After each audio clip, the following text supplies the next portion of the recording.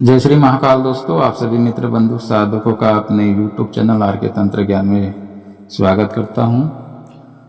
दोस्तों, आज मैं जो पिछली वीडियो मैंने बनाया था पलटनी विद्या, ठीक है, पलटनी मंत्र के ऊपर में, तो उसके ऊपर कुछ भाइयों को मैसेज आया था, व्हाट्सएप मैसेज आया था कि गुरुजी आप 3 प्रयोग बताने वाले थे लेकिन आपने 2 ही प्रयोग बताए, है ना।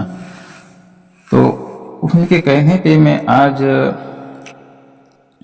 पलटनी मंत्र का 2 विधि बताऊंगा दोस्तों, ठीक है।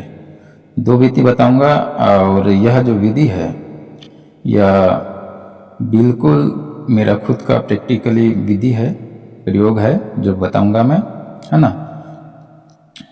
दोस्तों, पिछली वीडियो जो मैंने पलटनी विद्या पे बनाया था उसका मैं लिंक जो है डिस्क्रिप्शन बॉक्स में दे दूंगा, आप देख लीजिएगा। बहुत अच्छा मंत्र है, ये बंगाली मंत्र है और स्वयं सिद्ध मंत्र है ना। जो मंत्र बता देता हूँ एक बार। उड़ रामार्जुन बरो बिल मारिल चौका बाण जय स्थान जन्म लो बाण फिरे चली जाए, गुरु आज्ञा बाण फिरे चली जाए, उमुकिर शत्रु बाणे की कुर्वेता उड़ कर सोवा। दोस्तों, इसी मंत्र का मैंने पहला पार्ट में वीडियो बनाया हूँ, ये दूसरा पार्ट है, ठीक है। इसी मंत्र का मैं तीसरा विधि और चौथा विधि बताऊंगा। 2 विधि मैंने उस जो वीडियो बनाया था उसमें है, आप देख लीजिएगा। तो दोस्तों, इसका प्रयोग विधि ये है कि आपको क्या करना है कि एक नींबू लेना है, ठीक है। अब देखोगे कि जो नींबू का पेड़ रहता है उस पेड़ में एक उल्टा नींबू रहता है दोस्तों, है ना। एक पेड़ में बहुत सारे नींबू आपको मिल जाएंगे, लेकिन उससे विपरीत एक नींबू आपको मिलेगा जिसको उल्टा नींबू बोलते हैं, है ना। सभी जो नींबू रहता है वो नीचे की तरफ झुका रहता है। तो उस पेड़ में से आपको ऐसा नींबू ढूंढना है कि नींबू का जो भाग है झुका हुआ नहीं रहना चाहिए, ऊपर उठा हुआ रहना चाहिए, ठीक है। उसको उल्टा नींबू बोला जाता है ना। उसकी विपरीत देखोगे, जो बाकी नींबू जो रहता है झुका हुआ रहता है नीचे, ठीक है, और जैसा साधारण नींबू रहता है उसी तरह से रहता है पेड़ों में लगा हुआ। उससे विपरीत नींबू जो आपको मिलता है उसको हमारे इधर उल्टा नींबू बोलते हैं। उस नींबू का प्रयोग इसमें होगा, ठीक है। आपको क्या करना है, अगर से आप दुश्मन का बाण किया कराया भूत प्रेत जो भी है विद्या उसके ऊपर ही उल्टाना चाहते हो तो ये उल्टा नींबू का प्रयोग इसमें होगा, है ना।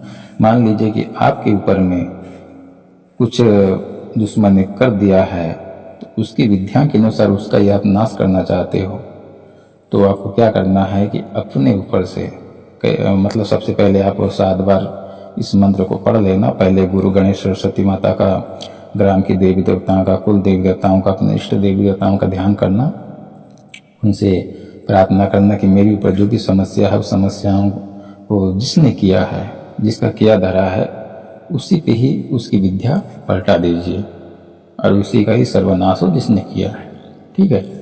ऐसा बोल देना है।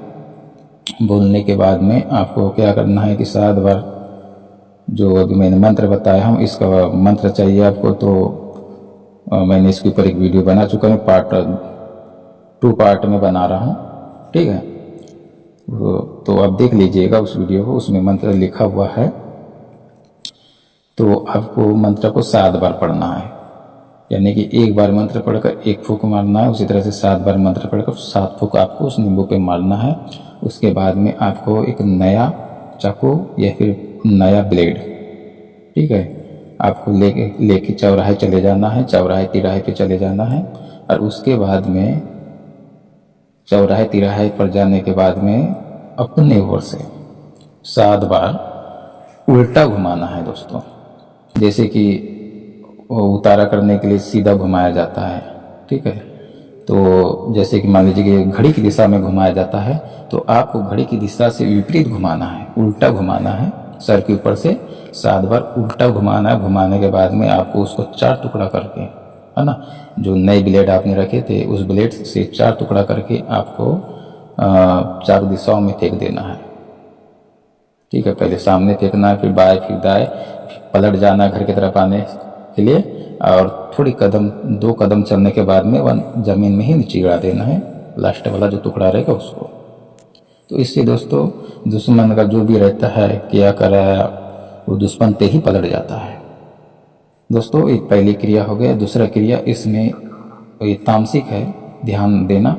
प्रबल और प्रबल जो लगा हुआ जो बाण है, चौकी है, मरी मशान है, जो शत्रु प्रबल से प्रबल शक्तियों से आपको घात करता है, तो उसके लिए क्रिया है, जिससे अधिकतर हम इस क्रिया जो तामसिक क्रिया को है दुश्मन की विद्या से दुश्मन का नाश करने के लिए, मतलब पलटने के लिए, उस विद्याओं को उस पर पलटने के लिए हम और उसका मृत्यु हो जाए, इसके लिए हम ये जो तामसिक क्रिया करते हैं वो क्रिया मैं आपको बता रहा हूँ ग्रामीण देवी देवताओं से चलता है।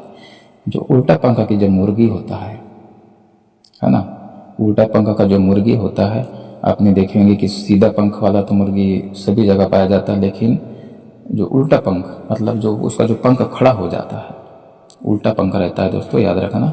उस उल्टा पंख की मुर्गी को आपको ढूंढना है। ढूंढने के बाद में आपको उसको लाना है। लाने के बाद में आपको क्या करना है कि आपको जो गांव का जो सिवाना है, मतलब जो शिव है, वहाँ पर आपको चले जाना है। वहाँ पर जाने के बाद में आपको ग्रामीण देवी देवताओं का पूजन करना है। ठीक है, मुख्य जो गांव के देवता होते हैं ठाकुर देवता होते हैं, तो ठाकुर देव का आपका पूजन करना। ऐसे आप अपने गाँव अलग अलग क्षेत्र में अलग अलग देवी देवता होते हैं, है ना, ग्रामीण देवी देवता अलग अलग होते हैं। तो आपको जो मुख्य जो देवी देवता है उसको उसके बारे में आपको पता कर लेना है और उनकी चौकी आपको सिवाना में लगाना है। ठीक है, जो चावल का जो ढेरी है, ढेरी लगाना है। एक एक मुट्ठी चावल आपको, एक एक मुट्ठी चावल देवी देवताओं के नाम पे, ग्रामीण देवी देवता के नाम पे रख देना है।